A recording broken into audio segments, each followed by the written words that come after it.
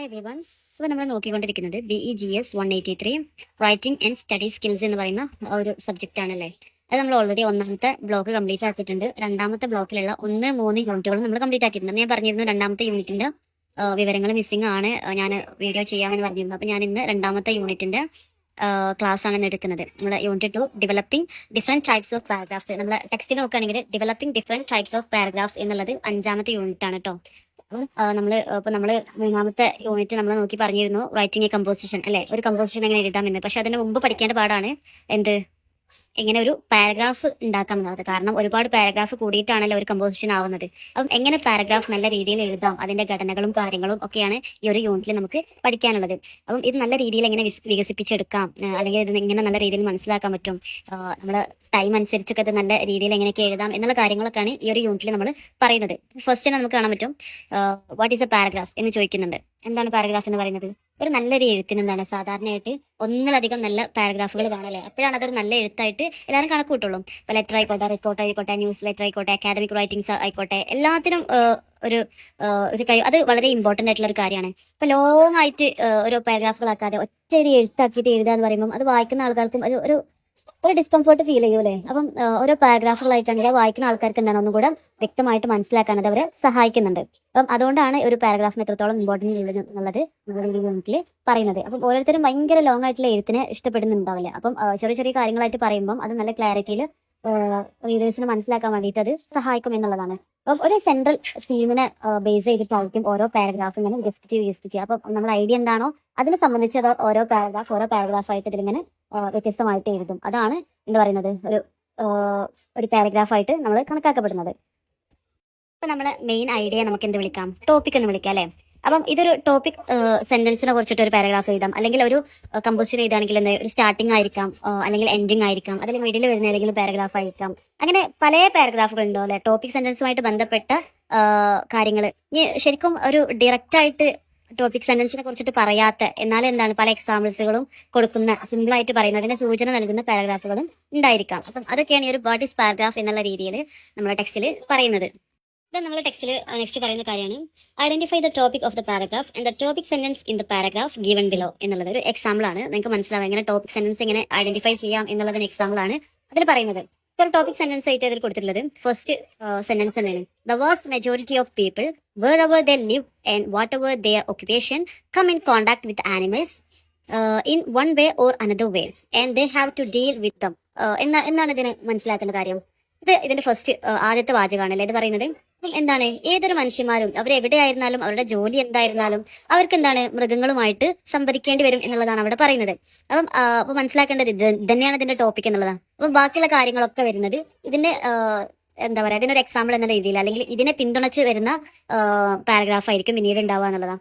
അപ്പം നമുക്കറിയാം എന്തുകൊണ്ടാണ് അങ്ങനെ പറയുന്നത്. കാരണം എന്താ, മനുഷ്യന്മാർ എവിടെയാലും എന്ത് തൊഴിൽ ചെയ്താലും എന്താണ് മൃഗങ്ങളുമായിട്ട് ഏതെങ്കിലും തരത്തിലുള്ള ഒരു ലിങ്ക് ഉണ്ടായിരിക്കും അവർക്ക്. അപ്പം അത് നമ്മുടെ ടെക്സ്റ്റിൽ തന്നെ വേറൊരു എക്സാമ്പിൾ കൊടുത്തിട്ടുണ്ട്, വേണമെങ്കിൽ അതൊക്കെ ഒന്ന് വായിച്ചു നോക്കാം കേട്ടോ. ദെൻ പിന്നീട് പറയുന്നത് next topic developing the topic എന്നുള്ളതാണ്. അപ്പം ഇതിൽ പറയുന്നത് എന്താ വെച്ചാൽ നമ്മളൊരു പാരഗ്രാഫിന്റെ ഒരു സെൻട്രൽ തീം നമുക്ക് എക്സ്പ്ലെയിൻ ചെയ്യണം. അപ്പം അതൊരു ടോപ്പിക് സെന്റൻസിലുള്ള ആശയം വിശദീകരിക്കുക. നമ്മൾ ടോപ്പിക് സെന്റൻസ് എന്താ അപ്പോൾ നേരത്തെ പറഞ്ഞിട്ടുള്ള എക്സാമ്പിൾ തന്നെ എടുക്കുക. അതാണ് ടോപ്പിക് സെന്റൻസ് എന്ന് പറയുമ്പം. അപ്പം അതിനെ കുറിച്ചിട്ട് കൂടുതൽ കാര്യങ്ങൾ നമ്മൾ അതിൽ ആഡ് ചെയ്യണം. ആഡിങ് മോർ ഇൻഫർമേഷൻ, അല്ലെങ്കിൽ providing interpretations, examples, using illustrations. ഇപ്പം നമ്മൾ ഓൾറെഡി പറയാം, നമുക്ക് ലൈക്ക് ഫസ്റ്റ് പാരഗ്രാഫിൽ പറഞ്ഞ പോലെ എന്നുള്ള രീതിയിലൊക്കെ നമുക്ക് അടുത്ത പാരഗ്രാഫിൽ പറയാൻ പറ്റും. അപ്പം ഇതൊക്കെ ചെയ്തിട്ട് എന്താണ് ആ ഒരു ടോപ്പിക്കിനെ നമ്മൾ എക്സ്പ്ലെയിൻ ചെയ്ത് വിവരിച്ച് പറയണം അല്ലേ. അപ്പം അഥവാ എന്താണ് മനുഷ്യന്മാരും മറ്റു ജീവികളും തമ്മിൽ ഒരു ബന്ധം ഉണ്ടെന്ന ആശയം നമ്മൾ അവതരിപ്പിച്ചല്ലോ. അപ്പം ആ ഒരു അതുകൊണ്ട് തന്നെ നമുക്ക് പറയാൻ പറ്റും എന്താണ് മനുഷ്യന്മാരും മൃഗങ്ങളും തമ്മിൽ വളരെ അധികം ബന്ധപ്പെട്ടിരിക്കുന്നു എന്ന് പറഞ്ഞിട്ട് നമ്മൾ ആ പാരഗ്രാഫ് അവസാനിക്കും വേണം. ആ പാരഗ്രാഫ് അല്ല, നമ്മൾ അവസാനത്തെ എഴുതുന്ന ഒരു കൺക്ലൂഷനിൽ നമ്മൾ അത് പറഞ്ഞിട്ട് അവസാനിപ്പിക്കാൻ പറ്റുള്ളൂ. അപ്പം അവസാനമായിട്ട് എന്താണ് ഒരു ഫൈനൽ കൺക്ലൂഷനിൽ അത് തന്നെ വരണം. നമ്മൾ ഫസ്റ്റ് നമ്മൾ ആ ടോപ്പിക് സെന്റൻസ് എഴുതും. ഇപ്പോൾ സെക്കൻഡ് പറയുകയാണെങ്കിൽ നമുക്ക് അതിന് എക്സാമ്പിൾസ് ഒക്കെ വെച്ചിട്ട് ഇപ്പോൾ ഒരു ഹണ്ടറുടെ അല്ലെങ്കിൽ ഒരു ഫാർമർ ആയിക്കോട്ടെ, ഫിഷർമാനൊക്കെ ഇവരൊക്കെ എന്താണ് ആനിമൽസുമായിട്ട് ബന്ധപ്പെട്ട് ജീവിക്കുന്ന ആളുകളാണ്. അപ്പോൾ ഇവരൊക്കെ നമുക്ക് എക്സാമ്പിൾസ് കൊടുത്ത് ലാസ്റ്റ് എന്താണ് മനുഷ്യന്മാർക്ക് ഒരു തരത്തിലും മൃഗങ്ങളില്ലാതെ ജീവിക്കാൻ പറ്റൂല. കാരണം ഏതെങ്കിലും ഒരു തരത്തിൽ അവർക്ക് മൃഗങ്ങളുമായിട്ട് ബന്ധപ്പെടേണ്ടി വരും എന്നുള്ള രീതി പറഞ്ഞ് നമുക്ക് ആ ഒരു എഴുത്ത് നമുക്ക് അവസാനിപ്പിക്കാൻ പറ്റും. അതാണ് ഡെവലപ്പിംഗ് ദ ടോപ്പിക് എന്ന് പറയുന്നത്. പിന്നീട് പറയുന്നതാണ് കോഹറൻസ് എന്ന് പറയുന്നത്. എന്താണ് കോഹറൻസ് എന്ന് പറയുന്നത്? ഇപ്പം സിമ്പിളായിട്ട് പറയുകയാണെങ്കിൽ ഒരു കോഹറന്റ് പാരഗ്രാഫ് എന്ന് പറയുന്നത് എന്താണ്? Ideas move forward logically and smoothly. അഥവാ ഒരു നല്ലൊരു ടോപ്പിക് പറയുമ്പം അതിൻ്റെ അടുത്ത പാരഗ്രാഫിലേക്ക് എന്ത് ചെയ്യണം? ഒരു സ്വാഭാവികമായിട്ടുള്ളൊരു ഫ്ലോ ഉണ്ടാവണം. അതിനെയാണ് എന്ത് പറയുന്നത്? കോഹറന്റ് പാരഗ്രാഫ് എന്ന് പറയുന്നത്. മനസ്സിലായല്ലോ? അപ്പം അത് അങ്ങോട്ടും ഇങ്ങോട്ടും തമ്മിൽ ബന്ധം. ഇപ്പം നമ്മളൊരു കാര്യം പറഞ്ഞു, അതുമായിട്ട് ബന്ധപ്പെടാത്ത ഒരു ബന്ധമില്ലാത്ത വേറൊരു പാരഗ്രാഫ് നമ്മൾ എഴുതുമ്പോൾ അത് ഒരിക്കലും ഒരു കോഹറൻസ് ആയിട്ടുള്ള ഒരു പാരഗ്രാഫാണ് നമുക്ക് പറയാൻ പറ്റില്ല. കാരണം എന്താണ്? ഫസ്റ്റത്തെ പാരഗ്രാഫും രണ്ടാമത്തെ പാരഗ്രാഫും ലിങ്ക് ചെയ്തിരിക്കണം. അതിൻ്റെ ബാക്കിയായിട്ട് ഒരു തുടർച്ച എന്നുള്ള രീതിയിലാണ് അത് വരേണ്ടത്. അപ്പം അതാണ് എന്ത് പറയുന്നത്? ആ ഒരു ഫ്ലോ, അത് ആ ഒരു സ്മൂത്ത് കിട്ടാൻ വേണ്ടിയിട്ട് ആ രീതിയിൽ നമ്മൾ എഴുതണം. അതാണ് പറയുന്നത്. അപ്പം നമ്മൾ എന്താണ് ഓരോ പാരഗ്രാഫിലും നമ്മൾ പറയാൻ ഉദ്ദേശിച്ച കാര്യം വ്യത്യസ്ത രീതിയിലായിരിക്കില്ലേ പറയാം. അപ്പം എഴുതുമ്പോൾ എന്താണ് ആദ്യം നമ്മളൊരു ടോപ്പിക് തിരഞ്ഞെടുക്കും, അതുമായിട്ട് ബന്ധപ്പെട്ട എല്ലാ പോയിന്റ്സും നമ്മൾ കളക്ട് ചെയ്യും, അത് നമ്മൾ എഴുതി വെക്കും, അല്ലെങ്കിൽ പിന്നീട് അനാവശ്യമായിട്ടുള്ള പോയിന്റ്സ് ഒക്കെ നമ്മൾ ഒഴിവാക്കും. ഇതിലൂടെയൊക്കെ എന്താണ് പല പുതിയ ഐഡിയാസ് ഉണ്ടാക്കും ചെയ്യുന്നുണ്ട്. അപ്പം അങ്ങനെ എന്താണ് ഇതിനോടൊക്കെ എന്താ ഒരു വ്യക്തമായിട്ടുള്ള ഒരു ക്ലാരിറ്റി നമുക്ക് കിട്ടുകയാണ് ചെയ്യുന്നത്. അപ്പം എന്താണ് എഴുതുമ്പോൾ ഓരോ ടോപ്പിക് സെന്റൻസുമായിട്ട് നമ്മൾ അല്ലെങ്കിൽ ഓരോ പാരഗ്രാഫ് നമ്മൾ ഇരിക്കണം എന്നുള്ളതാണ്. അപ്പം നമ്മൾ ടോപ്പിക് സെന്റൻസ് എന്താണോ അതിനെ ബേസ് ചെയ്തിട്ട് മാത്രമേ നമ്മൾ ഓരോ പാരഗ്രാഫും വികസിപ്പിച്ച് എഴുതാൻ പറ്റുള്ളൂ. ആ ഒരു ഫ്ലോ ഓരോ പാരഗ്രാഫിലും ഉണ്ടായിരിക്കണം എന്നുള്ളതാണ്. അതാണ് കോഹറന്റ് പാരഗ്രാഫ് എന്തുകൊണ്ട് ഉദ്ദേശിക്കുന്നത്. ദെൻ പിന്നീട് പറയുന്നതാണ് കൊഹഷൻ എന്ന് പറയുന്നത്. ഈ കൊഹഷൻ മീൻസ് ബന്ധിപ്പിക്കുക എന്നൊക്കെ പറയാം നമുക്കല്ലേ. ഇപ്പം നമ്മളൊരു പാരഗ്രാഫിൽ നമ്മൾ നേരത്തെ പറഞ്ഞ പോലെ തന്നെ കോഹറൻസ് ഉണ്ടാക്കുന്ന അല്ലെങ്കിൽ അതിൻ്റെ ഒരു ഫ്ലോ ഉണ്ടാക്കുന്ന മറ്റൊരു ഇമ്പോർട്ടൻ്റ് ആയിട്ടുള്ള രീതിയാണെന്ന് പറയുന്നത് കൊഹസീവ് ഡിവൈസസ് എന്ന് പറയുന്നത്. അല്ലെങ്കിൽ നമുക്ക് എന്ത് പറയാം, സിഗ്നൽ വേർഡ്സ് പറയാം, അല്ലെങ്കിൽ സൈൻ പോസ്റ്റ് എന്നൊക്കെയുള്ള രീതിയിൽ നമുക്ക് ഈ ഒരു കൊഹഷൻ നമുക്ക് പറയാൻ പറ്റും. അപ്പോൾ ഒരു കൊഹസീവ് ഡിവൈസസ് എന്നൊക്കെ പറയുമ്പോൾ അതിൻ്റെ ഒരു എക്സാമ്പിൾ ആയിട്ട് നമുക്ക് ഫസ്റ്റ്ലി, സെക്കൻഡ്ലി, മോർ ഓവർ എന്നുള്ള ആ ഒരു കണക്ഷൻ കാണിക്കാൻ വേണ്ടിയിട്ട് ഉപയോഗിക്കുന്ന വേർഡ്സ് ആണ് എന്ത് പറയുന്നത് കൊഹസീവ് ഡിവൈസസ് എന്ന് പറയുന്നത്. അപ്പം മനുഷ്യൻ എന്താണ് ഭൂമിയിൽ ഉടനീളം വ്യാപിക്കാനുള്ള കാരണം അതിൻ്റെ ക്രമം കാണിക്കുന്നുണ്ട്. അപ്പം അതുപോലെ എന്താണ് ഇതിൽ പറയാം മോസ്റ്റ് ഇമ്പോർട്ടൻറ്റ് ഓഫ് ഓൾ എന്നുള്ള രീതിയിൽ നമുക്കത് പറയാൻ പറ്റും. എന്നിട്ട് കഴിഞ്ഞിട്ട് നമുക്ക് അടുത്ത പോയിന്റ്സ് അതിൽ ആഡ് ചെയ്യാൻ പറ്റും. അപ്പം ചിലത് മറ്റുള്ളവയേക്കാൾ ഇമ്പോർട്ടൻ്റ് ആണ് എന്നുള്ളത് സൂചിപ്പിക്കാൻ വേണ്ടിയിട്ട് നമ്മൾ ഇത് ഉപയോഗിക്കും. അല്ലെങ്കിൽ തന്നെ എന്ത് ചെയ്യാം, ഒരു സിമിലാരിറ്റി ഒക്കെ കാണിക്കാൻ വേണ്ടിയിട്ട് ചില വസ്തുക്കൾ തമ്മിലുള്ള ഒരു സാമ്യത കാണിക്കാൻ വേണ്ടിയിട്ട് നമുക്ക് ഈ ഒരു കൊഹഷൻ നമുക്ക് ഉപയോഗിക്കാൻ പറ്റും. ഇത് നമ്മുടെ ടെക്സ്റ്റിൽ പറയുന്നുണ്ട് കൊഹസീവ് ഡിവൈസസിൻ്റെ ഇമ്പോർട്ടൻ്റ് ആയിട്ടുള്ള കുറച്ച് കാറ്റഗറീസ് അതിൽ പറയുന്നുണ്ട്. മനസ്സിലാക്കി വെക്കാൻ മാത്രം പറയാണ്. അതിൽ ഫസ്റ്റ് റിസൾട്ട്. അപ്പോൾ നമ്മൾ റിസൾട്ടിനെ പറയാൻ വേണ്ടിയിട്ട് നമുക്ക് എന്തൊക്കെ പറയാം, therefore അതുകൊണ്ട്, ആസ് എ റിസൾട്ട് ഓഫ്, അല്ലെങ്കിൽ ഹെൻസ് എന്നൊക്കെ ഉപയോഗിച്ച് നമുക്ക് ഒരു റിസൾട്ടിനെ നമുക്ക് അതിൽ പറയാൻ പറ്റും. അതുപോലെ തന്നെ എക്സാമ്പിൾസ് എന്നൊക്കെ പറയുമ്പോൾ എക്സാമ്പിൾ പറയുകയാണെങ്കിൽ എന്ത് ഉപയോഗിക്കാം, ഫോർ എക്സാമ്പിൾ അല്ലെങ്കിൽ ആസ് എൻ ഇല്ലസ്ട്രേഷൻ എന്നുള്ള രീതിയിൽ നമുക്ക് ഉപയോഗിക്കാം. ഒരു കമ്പാരിസൺ പറയുകയാണെങ്കിൽ സിമിലർലി അല്ലെങ്കിൽ ലൈക്ക് വൈസ് എന്നുള്ള വേർഡൊക്കെ നമുക്ക് ഉപയോഗിക്കാൻ പറ്റും. ഒരു കോൺട്രാസ്റ്റ് പറയുകയാണെങ്കിൽ എന്താണ് however അല്ലെങ്കിൽ nevertheless on the other hand നമ്മളൊരു ഒരു കോൺട്രാസ്റ്റ് പറയണം. ഇപ്പം അങ്ങനെയൊക്കെ ആണെങ്കിലും അല്ലെങ്കിൽ ഇതിൻ്റെ മറ്റൊരു ഭാഷ നോക്കുകയാണെങ്കിൽ എന്നുള്ള രീതിയിൽ നമുക്കത് പറയാൻ പറ്റും. ഞാൻ ഒരു അഡീഷൻ പറയാണ്. ഇപ്പം നമ്മളൊരു കാര്യത്തിനെ കുറിച്ചിട്ട് പറയുമ്പോൾ അതൊക്കെ കൂടുതൽ ഒന്ന് രണ്ട് കാര്യങ്ങൾ അതിലേക്ക് ആഡ് ചെയ്യണം എങ്കിൽ നമ്മൾ എങ്ങനെ തുടങ്ങാം, മോർ ഓവർ അതിനേക്കാൾ കൂടുതൽ, അല്ലെങ്കിൽ എന്താണ് ഓൾസോ, ബിസൈഡ്സ് കൂടാതെ എന്നുള്ള രീതിയിലൊക്കെ നമുക്ക് ആഡ് ചെയ്യാൻ പറ്റും. പിന്നീട് ടൈമിനെ കുറിച്ചിട്ട് അല്ലെങ്കിൽ നൗ അല്ലെങ്കിൽ ലേറ്റ് എന്നൊക്കെ നമുക്ക് പറയാം. സീക്വൻസ് പറയുകയാണെങ്കിൽ ഒരു ക്രമം പറയുകയാണെങ്കിൽ എന്താണ് ഫസ്റ്റ്, സെക്കൻഡ് അല്ലെങ്കിൽ ദെൻ, നെക്സ്റ്റ് എന്നുള്ള രീതിയിലൊക്കെ നമുക്ക് സീക്വൻസ് പറയാൻ പറ്റും. അപ്പോൾ കൊഹസീവ് ഡിവൈസസ് എന്ന് പറയുന്നത് എന്താണ്, ഒരു പാരഗ്രാഫിനുള്ളിൽ മാത്രമല്ല ഒന്നിൽ കൂടുതൽ എന്താണ് അടുത്തായിട്ടുള്ള പല ചേഞ്ചസിനും നമുക്ക് ഇത് ഉപയോഗിക്കാൻ പറ്റും. അപ്പം ഇതിലൂടെ ഇങ്ങനത്തെ സിഗ്നൽ വേർഡ്സ് ഒക്കെ ഉപയോഗിച്ച് നമുക്ക് എന്താണ് കൂടുതലായിട്ടുള്ള സെന്റൻസുകൾ നമുക്ക് കണക്ട് ചെയ്യാൻ പറ്റും. ഇതിന്റെ പേർപ്പസ് എന്ന് പറയുന്നത് ഭയങ്കര ക്ലാരിറ്റി കിട്ടും. അതുപോലെ തന്നെ ഒരു ലോജിക്കൽ ആയിട്ടുള്ള ഒരു ഫോക്കസ് നമുക്ക് നമ്മുടെ എഴുത്തിൽ ഉണ്ടാവും എന്നുള്ളതാണ്. അപ്പോൾ ഈ ഒരു നമ്മളൊരു പാരഗ്രാഫ് എഴുതുമ്പോൾ ഇങ്ങനത്തെ കാര്യങ്ങളൊക്കെ നമ്മൾ ശ്രദ്ധിച്ച് വെക്കുക എന്നുള്ളതാണ്. അപ്പോൾ ഇതൊക്കെ പഠിച്ചത് നിങ്ങൾക്ക് ഒരിക്കലും ഇതൊന്നും എക്സാമിന് ചിലപ്പം ചോദിക്കണം എന്നില്ല. പക്ഷേ നിങ്ങൾക്ക് എന്തുണ്ടാവും, ഓരോ പാരഗ്രാഫ് എഴുതാനുണ്ടാവും, അല്ലെങ്കിൽ നേരത്തെ പഠിച്ചതുപോലെയുള്ള കാര്യങ്ങളൊക്കെ എഴുതാനുണ്ടാവും. അപ്പം അതിനെ നമ്മൾ എഴുതുമ്പം എന്തെല്ലാം കാര്യങ്ങൾ ശ്രദ്ധിക്കണം എന്നുള്ളതാണ് നമുക്ക് ഇത് തിയറി ആയിട്ട് നമുക്ക് പഠിക്കാനുള്ളത്. അപ്പോൾ എല്ലാം മനസ്സിലാക്കി വെക്കുക. പിന്നെ നമ്മൾ മനസ്സിലാക്കി വെച്ച കാര്യങ്ങളൊക്കെ നമ്മൾ ഓരോ വിഷയങ്ങൾ നമ്മൾ എഴുതുമ്പോൾ ഈ കാര്യങ്ങളൊക്കെ നമ്മൾ ശ്രദ്ധിച്ചിട്ട് വേണം ഇതൊക്കെ എഴുതാൻ എന്നുള്ളതാണ് തന്നെ മനസ്സിലാക്കേണ്ട കാര്യം. അത് ഒരിക്കലും ഇതൊരു തിയറി ആയിട്ട് ഇങ്ങനെ ഒരു ക്വസ്റ്റ്യൻ ആയിട്ട് ഒരിക്കലും വരില്ല. പക്ഷേ ഇതൊക്കെ നമ്മൾ ശ്രദ്ധിച്ചെങ്കിൽ മാത്രമേ നമുക്ക് നല്ല മാർക്ക് സ്കോർ ചെയ്യാൻ പറ്റുള്ളൂ എന്നുള്ളതാണ് നമുക്ക് മനസ്സിലാക്കേണ്ട കാര്യം. ഇത് നമ്മൾ ടെക്സ്റ്റിൽ പിന്നീട് പറയുന്ന കാര്യമാണ് ഓർഗനൈസേഷൻ ഓഫ് എ പാരഗ്രാഫ് എന്നുള്ളത്. ഇപ്പം നമുക്കറിയാം ഒരു പാരഗ്രാഫ് എന്ന് പറയുമ്പോൾ അതിലുള്ള ആശയങ്ങളൊക്കെ ഭയങ്കര കറക്റ്റ് ആയിരിക്കണം, അല്ലെങ്കിൽ അതൊരു ക്രമമായിട്ടുള്ള രീതിയിലായിരിക്കും അവതരിപ്പിക്കുക. അപ്പം അങ്ങനെ അവതരിപ്പിക്കുന്നതിനാണ് എന്ത് പറയുന്നത്, ഒരു പാരഗ്രാഫ് ഓർഗനൈസേഷൻ എന്ന് പറയുന്നത്. ഇപ്പം ഇതിൽ പലതരത്തിലുള്ള ക്രമങ്ങളെ കുറിച്ചിട്ട് പറയുന്നുണ്ട്. അതിൽ ഫസ്റ്റ് ആണ് ക്രോണോളജിക്കൽ സീക്വൻസസ് എന്ന് പറയുന്നത്. ഒരു കാലക്രമത്തിനെ കുറിച്ചിട്ട് പറയുന്നത്. അതിപ്പം ഓരോ സംഭവങ്ങൾ എന്താണ് ഓരോ സമയത്തിൽ അവതരിപ്പിക്കുന്ന രീതിയാണെന്ന് പറയുന്നത്. ക്രോണോളജിക്കൽ സീക്വൻസ് അഥവാ ഫസ്റ്റ് മുതൽ ലാസ്റ്റ് വരെ ആ പറയുന്ന രീതിയിൽ തന്നെയായിരിക്കും അത് പോകാന്ന്. അപ്പം നമ്മളൊരു കഥ പറയുമ്പോൾ അല്ലെങ്കിൽ നമ്മൾ എന്തെങ്കിലും പ്രോസസ്സ് വിശദീകരിക്കുമ്പോൾ, അപ്പോൾ നമുക്കറിയാം ഒരു പ്രോസസ്സ് വിശദീകരിക്കുമ്പോൾ എന്താണ് 3ാമത്തെ സ്റ്റെപ്പ് കഴിഞ്ഞിട്ട് 4ാമത്തെ സ്റ്റെപ്പ് പറയാം, അല്ലെങ്കിൽ 4ാമത്തെ സ്റ്റെപ്പ് കേൾക്കുന്നതിന് മുമ്പ് നമുക്ക് 5ാമത്തെ 6ാമത്തെ സ്റ്റെപ്പ് കേൾക്കാൻ പറ്റുമോ? ഒരിക്കലുമില്ല. അപ്പം ആ പ്രോസസ്സ് എന്ന് പറയുമ്പോൾ അത് കറക്റ്റ് ആയിരിക്കണം. അപ്പം അതിന് ഓരോ സ്റ്റെപ്സുകൾ നമ്മൾ കറക്റ്റായിട്ട് നമ്മൾ ഫോളോ ചെയ്യണം എന്നുള്ളതാണ്. അപ്പം അതൊക്കെ നമുക്ക് എന്താണ് ഒരു ക്രോണോളജിക്കൽ സീക്വൻസസ് നമുക്ക് പറയാൻ പറ്റും. അല്ലെങ്കിൽ പല സംഭവങ്ങൾ റിപ്പോർട്ട് ചെയ്യുമ്പോൾ അപ്പം ആദ്യം മുതൽ എന്ത് സംഭവിച്ചു, പിന്നീട് എന്ത് സംഭവിച്ചു, പിന്നീട് എന്താണ് അവസാനം ഉണ്ടായത് എന്നുള്ള കാര്യങ്ങളൊക്കെ റിപ്പോർട്ട് ചെയ്യാനും ഒക്കെ നമുക്ക് എന്താണ് എന്ത് ഉപയോഗിക്കാം, ഒരു ക്രോണോളജിക്കൽ ഓർഡർ അല്ലെങ്കിൽ ക്രോണോളജിക്കൽ സീക്വൻസ് നമുക്ക് ഉപയോഗിക്കാം. അതാണ് ക്രോണോളജിക്കൽ സീക്വൻസ് എന്ന് പറയുന്നത്. ഇത് രണ്ടാമത് പറയുന്നതാണ് ബയോളജിക്കൽ റൈറ്റിംഗ് എന്ന് പറയുന്നത്. നമ്മൾ ജീവചരിത്രങ്ങളൊക്കെ എഴുതുന്നത് ഈ ബയോളജിക്കൽ റൈറ്റിംഗിലാണ് കേട്ടോ. ഇപ്പം നമ്മൾ ഇതിൽ ഡേറ്റ്സ് എന്ന് പറയുന്നത് ഭയങ്കര ഇമ്പോർട്ടൻ്റ് ആയിട്ടുള്ള കാര്യം. അപ്പോൾ ഒരാളെ ജീവചരിത്രം എഴുതുമ്പോൾ അയാൾ ജനിച്ചത് മുതലുള്ള കാര്യം എഴുതാം. പിന്നീട് 1ാം വയസ്സിൽ, 2ാം വയസ്സിൽ, 10ാം വയസ്സിൽ, 20ാം വയസ്സിൽ, 25ാം വയസ്സിൽ, 30, 40 എന്നുള്ള അതിനെന്താണ് കറക്റ്റ് ഒരു ഓർഡർ ഉണ്ടാവും. അത് ബേസ് ചെയ്തിട്ടായിരിക്കും. അപ്പം എന്താണ് ഡേറ്റ് എന്ന് പറയുന്ന കാര്യത്തിന് വളരെ ഇമ്പോർട്ടൻ്റ് ആയിട്ടുള്ള കാര്യമാണ് ഈ ബയോളജിക്കൽ റൈറ്റിംഗിൽ നമുക്ക് ഉണ്ടാവുക. അപ്പം അതിൻ്റെ ഏറ്റവും വലിയ ഒരു ഉദാഹരണം എന്ന് പറയുന്നത് എന്താണ്, ഒരു ബയോഗ്രഫി തയ്യാറാക്കുക എന്നുള്ളത് തന്നെയാണ്. അപ്പം അതിൽ പറയുന്ന കാര്യങ്ങളായിരിക്കും ഇതിൽ വ്യക്തമായിട്ടുള്ള ടൈം ഫ്രം ഉണ്ടാവും. അതുപോലെ തന്നെ സാധാരണ ആയിട്ടുള്ള ജീവചരിത്രങ്ങളൊക്കെ നമ്മൾ എന്താണ് ഒരു ബയോളജിക്കൽ ഓർഡറിലാണ് നമ്മൾ പറയാല്ലേ, അതാണ് അവിടെ പറയുന്നത്. അതുപോലെ തന്നെ മറ്റൊരു തരം എഴുത്താണ് എന്താ പറയുന്നത്, നരേറ്റീവ് എന്ന് പറയുന്നത്.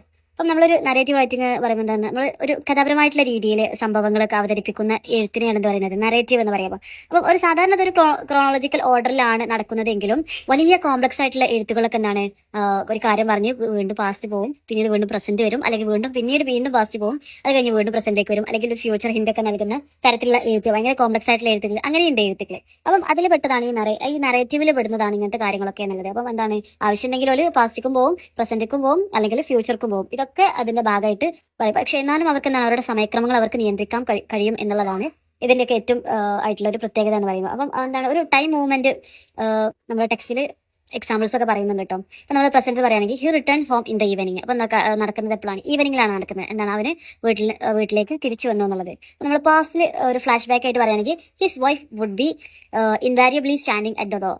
എന്താണ് അവന്റെ ഭാര്യ അവിടെ നിൽക്കുക, ഒരു പാസ്റ്റ് കാര്യമാണ് അല്ലേ. അതുപോലെ പഴയ രീതികളെ കുറിച്ചിട്ടും പതിവുകളെ കുറിച്ചിട്ടൊക്കെ ഓർമ്മിക്കാൻ വേണ്ടിയിട്ടൊക്കെ ഈ ഒരു ടൈപ്പ് ഓഫ് റൈറ്റിംഗ് നമ്മൾ ഉപയോഗിക്കും. അതാണ് അവിടെ പറയുന്നത്. ഇത് 4ാമത് പറയുന്ന രീതിയാണ് പ്രോസസ്സ് എന്ന് പറയുന്നത്. അപ്പോൾ നമുക്കൊരു പ്രോസസ്സ് പറയുമ്പോൾ, ഒരു പ്രോസസ് അനാലിസിസ് എന്ന് പറയുമ്പോൾ എന്താണ് അതിനൊരു കാലക്രമം ഉണ്ടാവും, ഒരു ക്രോണോളജിക്കൽ ഓർഡർ ഉണ്ടാവും അതിൽ. അപ്പം ഒരു പ്രവർത്തനത്തെ കുറിച്ച് നമ്മൾ പറയുകയാണെങ്കിൽ അതിനെക്കുറിച്ച് നമ്മൾ വിശദീകരിക്കുകയാണെങ്കിൽ എന്താണ് ഒരു നരേറ്റീവ് പോലെ തന്നെ എന്താണ് ഒരു ഓർഡറിലാണ് അത് ഉണ്ടാവുക. പക്ഷേ ഇവിടെ എന്താണ് ഒരു സ്വാഭാവികമായിട്ടുള്ള സമയക്രമം ഉണ്ടാവുന്നത്. കാരണം എന്താണ് ഒരു സ്റ്റെപ്പ് ബൈ സ്റ്റെപ്പ് ആയിട്ടായിരിക്കും നമ്മുടെ ഒരു പ്രോസസ്സ് വിശദീകരിക്കുക എന്നുള്ളതാണ്. അപ്പം ആ ഒരു ടൈപ്പ് ഓഫ് റൈറ്റിംഗും ഉണ്ടല്ലേ, ഒരു കാര്യത്തിനെ കുറിച്ചിട്ട് വിശദീകരിക്കുക. ഒരു മെഷീൻ ഇപ്പോൾ ഓൺ ആവുന്നതിന് മുതൽ അത് എങ്ങനെ അത് അവസാനിക്കുക എന്നുള്ള കാര്യങ്ങൾ പറയുമ്പോൾ അതൊരു കറക്റ്റ് ഓർഡറിൽ മാത്രമേ നിങ്ങൾക്ക് പറയാൻ പറ്റുള്ളൂ. അത് മാത്രം അവിടെ ആലോചിച്ച് വെക്കാം കേട്ടോ. പ്രോസസ്സ് എന്ന് പറയുന്നത് ഇതിൽ പറയുന്ന മറ്റൊരു കാര്യമാണ് ഇൻസ്ട്രക്ഷൻസിനെ കുറിച്ചിട്ട്. ഇപ്പം നമുക്ക് ഒരാൾക്ക് എന്തെങ്കിലും നിർദ്ദേശം കൊടുക്കാൻ വേണ്ടിയിട്ടൊക്കെയാണ് ഇൻസ്ട്രക്ഷൻസ് എഴുതുക എന്ന് പറയുന്നത് അല്ലേ. എന്തെങ്കിലും ഒരു കാര്യത്തിനെ കുറിച്ചിട്ടൊക്കെ പറയാൻ വേണ്ടി നമ്മൾ ഒരു ശാസ്ത്രീയമായിട്ടുള്ള ഒരു പരീക്ഷണം നടക്കുന്നത്, ഇതേക്കുറിച്ചൊക്കെ നമുക്ക് ഒരുപാട് ഇൻസ്ട്രക്ഷൻസ് ഒക്കെ കൊടുക്കാൻ പറ്റും. ഇപ്പം നല്ലൊരു ഇൻസ്ട്രക്ഷൻ കൊടുക്കാൻ വേണ്ടിയിട്ട് ശ്രദ്ധിക്കേണ്ട കുറച്ച് കാര്യങ്ങളുണ്ട്. ഇപ്പം നിങ്ങൾ പറയുന്ന അല്ലെങ്കിൽ വിശദീകരിക്കുന്ന പ്രോസസ്സ് എന്ന് പറയുന്നത് അത് ആളുകൾക്ക് പൂർണ്ണമായിട്ട് മനസ്സിലാക്കാൻ പറ്റിയിരിക്കണം. ആ രീതിയിലായിരിക്കും അത് പറയുന്നത്. അപ്പോൾ നമ്മൾ എന്തെങ്കിലും പരീക്ഷണം നടക്കുന്നത് അത് നമ്മൾ ആദ്യം സ്വയം പരീക്ഷിക്കണം, എന്നിട്ട് അത് മറ്റുള്ളവർക്ക് പറഞ്ഞു കൊടുക്കണം. അപ്പം ഇങ്ങനത്തെ കാര്യങ്ങളൊക്കെയാണ് അവിടെ ശ്രദ്ധിക്കേണ്ടത്. ഇപ്പം നമ്മൾ എന്തെങ്കിലും റെസിപ്പി ഉണ്ടാക്കുകയാണെങ്കിലോ അതിനാവശ്യമായിട്ടുള്ള ഇൻഗ്രീഡിയൻസ് എന്തൊക്കെയാണെന്ന് പറയണം, അതിൽ എന്തൊക്കെ കാര്യങ്ങൾ ആവശ്യമായിട്ട് വരും, അല്ലെങ്കിൽ എത്രത്തോളം അളവിൽ അത് ആവശ്യമാണ് എന്നുള്ള രീതിയിലൊക്കെ കൃത്യമായിട്ട് നമ്മൾ പറയണം. എങ്കിൽ മാത്രമേ അത് നല്ലൊരു ഇൻസ്ട്രക്ഷൻസ് ആയിട്ട് മാറുള്ളൂ. ദെൻ പ്രോസസ് ലിങ്കിങ് വേർഡ്സിനെ കുറിച്ച് പറയുന്നുണ്ട്. അപ്പോൾ നമ്മൾ ഓരോ കാര്യങ്ങളും ലിങ്ക് ചെയ്യുന്നത്, ഇപ്പോൾ ബിഗിനിങ് ആണെങ്കിൽ നമ്മൾ എങ്ങനെ തുടങ്ങാം, ഫസ്റ്റ് അല്ലെങ്കിൽ ഫസ്റ്റ്ലി അല്ലെങ്കിൽ ഇനീഷ്യലി, ടു സ്റ്റാർട്ട് വിത്ത്, അല്ലെങ്കിൽ മിഡിൽ പറയുമ്പോൾ നമുക്ക് എന്താ പറയാം നെക്സ്റ്റ്, ദെൻ അല്ലെങ്കിൽ ആഫ്റ്റർ ദാറ്റ്, സബ്സിക്വന്റ്ലി അല്ലെങ്കിൽ അറ്റ് ദ സെയിം ടൈം. എന്നൊക്കെ നമുക്ക് എങ്ങനെ അവസാനിപ്പിക്കാൻ ചോദിച്ചാൽ ഫൈനലി, ഇൻ ദ എൻഡ് അല്ലെങ്കിൽ ലാസ്റ്റ്ലി എന്നൊക്കെ പറഞ്ഞിട്ട് നമുക്കത് അവസാനിപ്പിക്കാം. ഇതാണ് ഒരു പ്രോസസ്സ് എന്ന് പറയുന്നത് കേട്ടോ. ഇത് നമ്മൾ ഇതിലടുത്തത് പറയുന്നത് സ്പേഷ്യൽ റിലേഷൻഷിപ്പ് എന്ന് പറയുന്നത്. ഇത് കേട്ടത് എന്താണെന്ന് ആലോചിച്ച് ടെൻഷൻ ആവുന്ന വേണ്ട, ഞാൻ പറയുന്നത് മാത്രം മനസ്സിലാക്കാം. ഇത് നിങ്ങളുടെ മൈൻഡിൽ ഉണ്ടായിരിക്കുക എന്നുള്ളതാണ്. ഇപ്പോൾ നമ്മളൊരു പാരഗ്രാഫ് എന്ന് പറയുമ്പോൾ ഒരു സ്പേസ് റിലേഷൻഷിപ്പ് അനുസരിച്ച് എന്താണ് ഒരു ക്രമീകരിക്കുന്ന രീതിയാണെന്ന് പറയുന്നത് സ്പേഷ്യൽ റിലേഷൻഷിപ്പ് എന്ന് പറയുന്നത്. ഇപ്പം ഇതൊരു സാധാരണയായിട്ട് ഉപയോഗിക്കപ്പെടുവെച്ചാൽ ജസ്റ്റ് മനസ്സിലാക്കിയേക്കാം. നമ്മൾ എന്തെങ്കിലും ഒരു കാര്യത്തെ കുറിച്ച് ഡിസ്ക്രൈബ് ചെയ്യുമ്പോൾ, അല്ലെങ്കിൽ ഒരു ലൊക്കേഷനെ കുറിച്ചിട്ട് പറയുമ്പോൾ, അല്ലെങ്കിൽ ഒരു സ്പെസിഫിക് ആയിട്ടുള്ള ഒരു പ്ലേസിനെ കുറിച്ചിട്ട് പറയുമ്പോൾ, അല്ലെങ്കിൽ ഒരു പ്ലേസിൻ്റെ ലേ ഔട്ടിനെ കുറിച്ചിട്ട് പറയുമ്പോൾ ഒക്കെയാണ് ഇത് കൂടുതലായിട്ട് നമ്മൾ ഉപയോഗിക്കുക. ഇപ്പോൾ ഒന്നുമല്ല, നിങ്ങൾക്ക് ഒരു എക്സാമ്പിൾ പറയുമ്പോൾ മനസ്സിലാവും. ഒരു യൂണിവേഴ്സിറ്റിനെ കുറിച്ചിട്ടാണ് പറയുന്നത് വെച്ചെങ്കിൽ ഫസ്റ്റ് തന്നെ അതിനെ കുറിച്ചിട്ട് പറയുമ്പോൾ അതിൻ്റെ ഫ്രണ്ട് ഗേറ്റ് ആയിരിക്കും പറയാം. പിന്നീട് അത് ലെഫ്റ്റിലേക്ക് പോയാൽ ലൈബ്രറി ആണ്, അല്ലെങ്കിൽ ക്ലാസ് റൂംസ് ഒക്കെ റൈറ്റ് സൈഡിലാണ്, അതിൻ്റെ ബാക്കിലാണ്, ഏറ്റവും എൻഡിലായിട്ടായിരിക്കും ഹോസ്റ്റൽ ഉണ്ടാവുക എന്നുള്ള രീതിയിൽ പറയുന്ന ആ ഒരു സ്പേസിനെയും നമ്മുടെ എന്താണ് പ്ലേസിനെ കുറിച്ചിട്ടൊക്കെ പറയുന്ന കാര്യമാണ് ഇതിൽ സ്പേഷ്യൽ റിലേഷൻഷിപ്പിൽ പെട്ട്. ഇപ്പം നമ്മളൊരു ഒബ്ജക്റ്റ് നമ്മുടെ ലബോറട്ടറിയിലെ എക്യുപ്മെന്റ്സ് ഒക്കെ നമ്മൾ ഓർഡർ ആയിട്ട് പറയുമ്പോൾ ഫസ്റ്റ് ഈ ഒരു വലതു ഭാഗത്ത് ഇങ്ങോട്ട് ഇതാണ്, ഇടതു ഭാഗത്ത് ഇങ്ങോട്ട് ഇതാണ്, സെന്ററിൽ വരുന്നതാണെന്നൊക്കെ പറയൂലേ. അതുപോലെ അതിൻ്റെ ഒരു സ്പേസ് കാണിക്കാൻ വേണ്ടിയിട്ട് അല്ലെങ്കിൽ അതിൻ്റെ സ്ഥാനം കാണിക്കാൻ വേണ്ടിയിട്ടാണ് സ്പേഷ്യൽ റിലേഷൻഷിപ്പ് എന്ന് പറയുന്നത്. അപ്പം അത് വായിക്കുമ്പോൾ തന്നെ നമ്മൾ അതിലൂടെയൊക്കെ ഓടിക്കടന്ന് പോകുന്നൊരു ഫീൽ നമുക്കൊരു റീഡർ എന്നുള്ള നിലയ്ക്ക് നമുക്ക് കിട്ടണമെങ്കിൽ അത്രയും നമുക്ക് മനസ്സിൽ കാണാൻ പറ്റണം അവർ എഴുതുന്നത്. ആ രീതിയിലായിരിക്കും അത് എഴുതേണ്ടതെന്നുള്ളതാണ് ആ രീതിയിലുള്ള എഴുത്തിനെ എന്ന് പറയുന്നത് സ്പേഷ്യൽ എന്താ പറയുന്നത് റിലേഷൻഷിപ്പ് എന്ന് പറയുന്നത്. ദെൻ സ്പേഷ്യൽ സീക്വൻസിനെ കുറിച്ചിട്ട് പറയുന്നുണ്ട്. ഇപ്പം ഇതിലെന്താണ് ഒരു വസ്തുവിൻ്റെ അല്ലെങ്കിൽ ഏതെങ്കിലും ഒരു സ്ഥലത്തിൻ്റെയൊക്കെ ഒരു ഫിസിക്കൽ അറേഞ്ച്മെൻറ്റിന് അനുസരിച്ചിട്ടാണ് ഇതിൽ വിവരണം കൊടുക്കുക അല്ലേ. അപ്പം ഇവിടെ ഒരു ടൈം ലൈൻ അല്ല, മറിച്ച് എന്താണ് ഒരു പ്ലേസ് ലൈനാണ് ഇമ്പോർട്ടൻ്റ് ആയിട്ട് വരുന്നത്. ഒരു ടൈം ലൈൻ അല്ല, ഇവിടെ ടൈമിനല്ല ഇവിടെ ഇമ്പോർട്ടൻ്റ്, പ്ലേസിനാണ്. ഓരോ സ്ഥലം നിൽക്കുന്ന പ്ലേസിനാണ് ഇവിടെ ഇമ്പോർട്ടൻ്റ് ഉള്ളത് എന്നുള്ളതാണ്. സ്പേഷ്യൽ ഡിസ്ക്രിപ്ഷൻ എഴുതുന്ന രീതികളെ കുറിച്ചിട്ട് ഇതിൽ പറയുന്നുണ്ട്. അപ്പം ഇത് എഴുതാനൊരു ശരിയായ രീതി എന്നൊന്നും ഇല്ല. നമുക്ക് മുകളിൽ നിന്ന് താഴേക്ക് എഴുതാം, അതുപോലെ തന്നെ വശങ്ങളിൽ നിന്ന് മറ്റേ ഓപ്പോസിറ്റ് വശത്തേക്ക് എഴുതാം, അല്ലെങ്കിൽ അകത്ത് നിന്ന് പുറത്തേക്ക് വരുന്ന രീതിയിൽ. ഇപ്പം നമ്മളൊക്കെ സങ്കല്പിക്കുകയാണെങ്കിൽ നമ്മൾ ഗേറ്റ് മുതൽ ലാസ്റ്റ് ഹോസ്റ്റൽ വരെയുള്ള ആ രീതിയിൽ വരാം, അല്ലെങ്കിൽ ലാസ്റ്റ് ഹോസ്റ്റൽ മുതൽ ആ ഗേറ്റ് വരെയുള്ള ഈ ഭാഗത്ത് വരാം. അത് പുറത്തേക്ക് ആകാം, അകത്തേക്കാകാം, ഇടത്തേക്കാവാം, വലതേക്കാവാം എന്നിങ്ങനെ ഏത് രീതിയിൽ നമുക്ക് വിവരണം നൽകാൻ പറ്റും എന്നുള്ളതാണ്. നമ്മളൊരു ടെക്സ്റ്റിൽ എക്സാമ്പിൾ കൊടുത്തിട്ടുണ്ട്. നമ്മൾ കെമിക്കൽ വേസ്റ്റിനെ കുറിച്ചിട്ടൊക്കെ കൊണ്ട് മലിനമായിട്ടുള്ള റിവറിനെ കുറിച്ചിട്ടൊക്കെ എഴുതുകയാണെങ്കിൽ നമ്മൾ റിവർ ഒഴുകുന്ന ആ ഒരു ദിശയെ കുറിച്ചിട്ട് എഴുതും. അതുപോലെ തന്നെ വേസ്റ്റിന്റെ ഉറവിടങ്ങൾ കടന്നു പോകുന്ന ക്രമത്തിലായിരിക്കും നമ്മൾ അതിന്റെ എന്താ പറയുക എക്സ്പ്ലനേഷൻ കൊടുക്കുക എന്നുള്ളതാണ്. അതാണ് അതിന്റെ ഒരു ഉചിതം എന്ന് പറയുന്നത്. അപ്പം വേസ്റ്റ് ഉള്ള ഒരു സ്ഥലത്തെ മാത്രം കുറിച്ചിട്ട് പറയാതെ വേസ്റ്റുകൾ ഉണ്ടാവുന്ന സ്ഥലങ്ങളെ കുറിച്ചിട്ട് കൂടുതലായിട്ട് പറയുമ്പോഴാണ് എന്ത് വരുന്നത് അതിന്റെ ശരിക്കുള്ള ഒരു വിവരണം ആവുന്നത് എന്നുള്ളതാണ്. അതുപോലെ ഇതിൽ പറയുന്ന വേറൊരു കാര്യമാണ് സ്പേഷ്യൽ ഡിസ്ക്രിപ്ഷൻ എന്ന് പറയുന്നത്. അപ്പോൾ ഇതിൽ 4 എലമെന്റ്സ് ആണ് ഇതിൽ ഇൻക്ലൂഡ് ആയിട്ടുള്ളത്. ഇതൊന്നും കേട്ട് നിങ്ങൾ എന്താ പറയുക ടെൻഷൻ അടിക്കുന്നു വേണ്ട. ജസ്റ്റ് ഇതൊക്കെ ഒന്ന് കേട്ട് ഹൈ സ്പീഡിൽ കേൾക്കാൻ പറ്റണമെങ്കിൽ അങ്ങനെ കേട്ട് അങ്ങനെ പോവുക. മനസ്സിലാക്കി വെക്കാനുള്ള കാര്യങ്ങൾ മാത്രമാണുള്ളത്. ഇതിൽ ഇമ്പോർട്ടൻ്റ് ആയിട്ടുള്ള കാര്യങ്ങൾ മാത്രം നോട്ട് ചെയ്ത് വെക്കുക.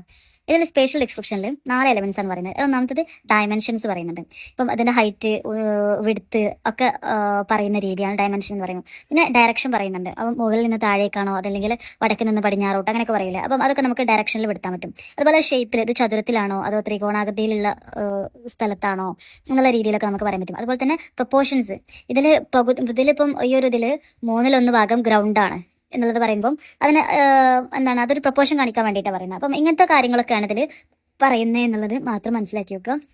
അതിൽ വരുന്നതാണ് വിഷ്വൽ എയ്ഡ്സിനെ കുറിച്ചിട്ട് പറയുന്നുണ്ട്. ഇതിൽ ഞാൻ ഒന്നും പറയേണ്ട ആവശ്യമില്ല എന്ന് എനിക്ക് തോന്നുന്നു. ഇപ്പം നമ്മളൊരു സ്പേഷ്യൽ ഡിസ്ക്രിപ്ഷന് കൊടുക്കുമ്പോൾ അത് കൂടുതൽ നല്ല രീതിയിൽ മനസ്സിലാക്കാൻ വേണ്ടിയുള്ള പ്ലാൻ അല്ലെങ്കിൽ മാപ്പോ ഡയഗ്രാമോ ഒക്കെ ഉപയോഗിച്ചിട്ട് നമ്മൾ എന്ത് ചെയ്യാം ഇത് കാണിക്കും. നമ്മൾ എഴുതിയിട്ടുള്ള കാര്യങ്ങൾ കാണിക്കാൻ വേണ്ടിയിട്ട് അത് ഉപയോഗിക്കും. അപ്പം ഇത് ഒന്നുകൂടെ ഒരു ക്ലാരിറ്റി കിട്ടും നമുക്കത്. ചിലപ്പം ഒരു ഗ്രാഫിലൂടെ അല്ലെങ്കിൽ ഒരു മാപ്പിലൂടെ ഒക്കെ നമുക്ക് ഡയഗ്രത്തിലൂടെ ഒക്കെ ഒന്നുകൂടി ക്ലാരിറ്റിയിൽ പെട്ടെന്ന് മനസ്സിലാക്കി എടുക്കാൻ പറ്റും. എല്ലാ വിവരങ്ങളും നമുക്കതിൽ നിന്ന് മനസ്സിലാക്കാൻ പറ്റും. ആ രീതിയിലുള്ള വിവരണത്തിനാണ് പറയുന്നത് വിഷ്വൽ എയ്ഡ്സ് എന്ന് പറയുന്നത്.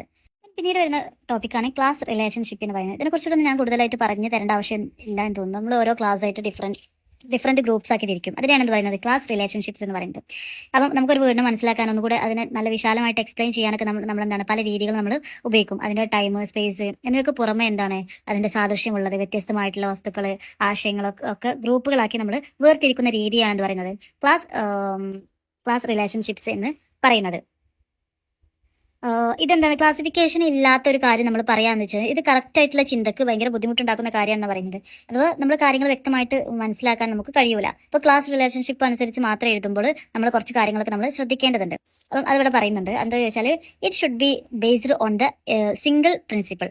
ഇതൊരു സിംഗിൾ പ്രിൻസിപ്പിളിനെ മാത്രം അനുബന്ധിച്ചായിരിക്കണം എന്ന് പറയുന്നത് ക്ലാസ് റിലേഷൻഷിപ്പ് എന്ന്. ഇതൊന്നും കേട്ട് ടെൻഷൻ ആവണ്ട. ഇപ്പം ഒറ്റ എക്സാമ്പിൾ മാത്രം പറഞ്ഞാൽ എനിക്കത് മനസ്സിലാവും. എന്താ വെച്ചാൽ നമ്മൾ കാർസിനെ കുറിച്ചിട്ട് എഴുതാണെങ്കിൽ കാറിൻ്റെ സൈസുകൾ വേറൊരു ക്ലാസിഫിക്കേഷൻ ആക്കണം. അതുപോലെ തന്നെ അതിൻ്റെ പ്രൈസിന് വേറെ ക്ലാസിഫിക്കേഷൻ ആക്കണം. അതുപോലെ ഇതിൻ്റെ മാനുഫാക്ചർ ഒക്കെ ക്ലാസിഫിക്കേഷൻ, അല്ലെങ്കിൽ ഇതിൻ്റെ ഏതെങ്കിലും ഒന്ന് മാത്രം നമ്മൾ തിരഞ്ഞെടുത്ത് മാത്രമേ എഴുതണം. ഇതൊക്കെ പാടെ മിക്സ് ആക്കി എഴുതുമ്പം എന്താണ് അതിൻ്റെ പ്രിൻസിപ്പിൾ തന്നെ തെറ്റിപ്പോകും. അപ്പം അതിൻ്റെ ആ ഒരു കാര്യമാണ് അവിടെ ശ്രദ്ധിക്കേണ്ടതെന്നാണ് പറയുന്നത്. അതുപോലെ തന്നെ നമ്മളൊരു കൺസിസ്റ്റൻസി നമ്മൾ കീപ്പ് ചെയ്യണം.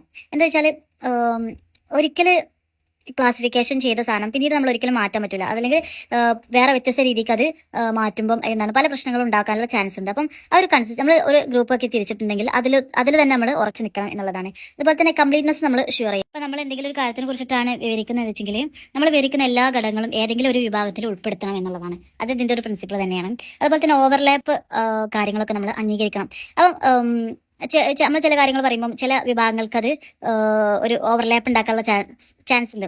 അഥവാ സബ്ജക്റ്റീവ് ആയിട്ടുള്ള റൈറ്റിംഗ്സിലാണ് ഇത് വ്യക്തമാക്കി കാണിക്കേണ്ടത്. ഇപ്പം നമ്മളൊരു ഇൻട്രോവേർഡ്സിനെ കുറിച്ചിട്ട് എക്സ്ട്രോവേർഡ്സ് ആയിട്ടുള്ള ആളുകളെ കുറിച്ചിട്ടൊക്കെ നമുക്ക് അറിയാം. അപ്പം ഒന്ന് പറയുമ്പോൾ മറ്റാൾക്ക് അത് എന്താവരുത്, ഒരു ബുദ്ധിമുട്ട് ആയിട്ട് ഉണ്ടാവരുത്. അപ്പം അതിനൊക്കെ എല്ലാം കൂടെ നമ്മൾ കണക്കിലെടുത്തിട്ട് വേണം നമ്മൾ അത് ചെയ്യാൻ വേണ്ടിയിട്ടുള്ളതാണ് പറയുന്നത്. അപ്പം നമ്മൾ ക്ലാസിഫിക്കേഷൻ പറയുകയാണെങ്കിൽ ഏറ്റവും നല്ലൊരു എക്സാമ്പിളാണ് നമ്മൾ ടാക്സിനെ കുറിച്ചിട്ടൊക്കെ നമുക്കറിയാം അല്ലേ. നമ്മുടെ സർക്കാർ നമ്മുടെ വരുമാനത്തിന്റെ ഇമ്പോർട്ടൻ്റ് ആയിട്ടുള്ള ഒരു വിഭാഗമാണ് എന്ന് പറയുന്നത് ടാക്സ് എന്ന് പറയുന്നത്, സർക്കാരിന്റെ വരുമാനത്തിന്റെ.